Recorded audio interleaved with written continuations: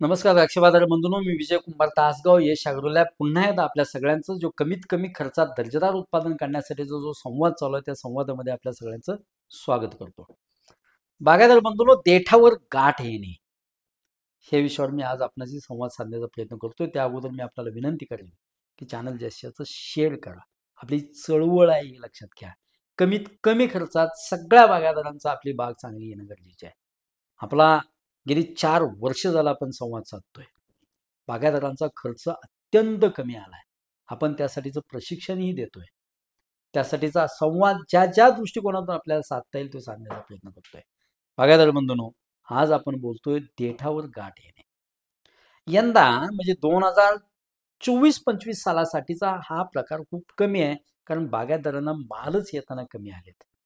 होतंय कसं, माल जास्त येतो, त्याची कॅनॉपी वाढवण्यासाठी आपण नायट्रोजनचं प्रमाण जास्त वाढवतो, माल जास्त ठेवतो, ते फुगवण्यासाठी आपण अनेक संजीवकांचा वापर करतो आणि मालही फुगतात, कॅनॉपीही चांगली वाढलेली असते, पानाचा आकार मोठे झालेले असतात. त्यामुळं बागेतला कॅल्शियम, मॅग्नेशियम, बोरॉन, सल्फर हे रेशो सगळे हल्लेले असतात. मात्र नायट्रोजनची मात्रा तिथं वाढलेली असते आणि नायट्रोजनची मात्रा वाढली की त्या देठावर गाठ येते आणि ती देठावर एकदा गाठ आली की ती देठावरची गाठ कधीही पुन्हा जात नाहीये. बरेच बागायतदार त्या देठाच्या गाठीला पंक्चर करण्याचा सुद्धा प्रयत्न करतात, असा सुद्धा प्रकार करतात. त्याचाही उपयोग नाहीये. घड तिथंच पुन्हा सुकून जातो. ती फक्त देठावरच गाठ नसते, तर जिथं पाकळी आपली घडाची आहे तिथं सुद्धा गाठ वाढलेली दिसते. जिथं मकळी आहे म्हणजे उपपाकळी आहे तिथं सुद्धा गाठ वाढलेली दिसते. जिथं देठ मण्याचा चिकटलेला आहे त्या मकळीला तिथं सुद्धा आपल्याला तिथे ती पांढरी गाठ वाढलेली दिसते. म्हणजे नायट्रोजन जो एक्सेस झालेला आहे तो एक्सेस नायट्रोजन मुळे आपली फुगवण फक्त झालेली आहे. त्यात पोटॅश किंवा जे मॉलिक्यूल आता सांगितले कॅल्शियम, मॅग्नेशियम, सल्फर, बोरॉन हे मॉलिक्यूल आत नाही आहेत. फक्त ते वाढ झालेली आहे हे लक्षात घ्या. आणि त्याच्यावर मग आपण अनेक औषधं फवारण्याचा प्रयत्न करतो, पण त्याच्यावर उपाय नाही.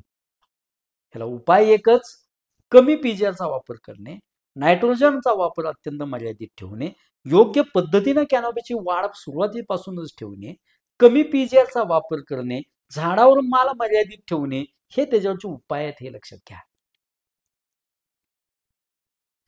विनाकारण त्याच्यावर पुन्हा आपण कॅल्शियम, मॅग्नेशियमच्या फवारणी करण्याचा प्रयत्न करतो.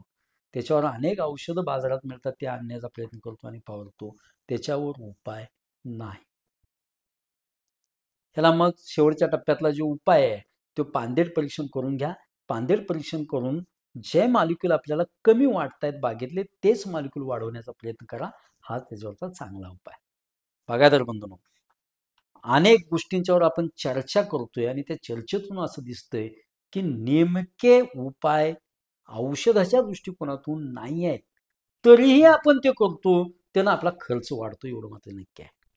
ह्यासाठी जे नियोजन सुरुवातीच्या टप्प्यापासून ज्या पद्धतीनं आपण 1 ते 80 दिवसापर्यंत ते 100 दिवसापर्यंत आपण चर्चा करण्याचा प्रयत्न केला, जे जीएच्या फवारण्या, ज्या संजीवकांच्या फवारण्या, ज्या खतांच्या फवारण्या, पानदेठ परीक्षणाच्या माध्यमातून, माती परीक्षणाच्या माध्यमातून जे आपण देण्याचा प्रयत्न केला, लिमिटशीर माल ठेवला, हेच बागेचं खरं नियोजन आहे हे आपल्या अनेक बागायतदारांच्या आता लक्षात यायला लागलेलं आहे.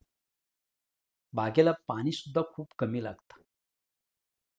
बागायतदार बंधूंनो, हा संवादाचा आपला जो साखळी आहे ती इथून पुढच्या काळात सुद्धा अशीच चालू राहणार आहे. अनेक पिकांच्या बाबतीत आपण प्रशिक्षणाच्या माध्यमातून सुद्धा काम करण्याचा प्रयत्न करतोय. बागायतदार बंधूंनो, आपण आता AI तंत्रज्ञान द्राक्ष बागेत कसं वापरता येईल व खर्च कमी करून अजून उत्पादन कसं वाढेल ह्याच्यावरही काम करण्याचा प्रयत्न करतोय. तोपर्यंत मी आपल्याला पुन्हा एकदा विनंती करेन की जास्तीत जास्त चॅनल शेअर करा, सबस्क्राईब करा. धन्यवाद.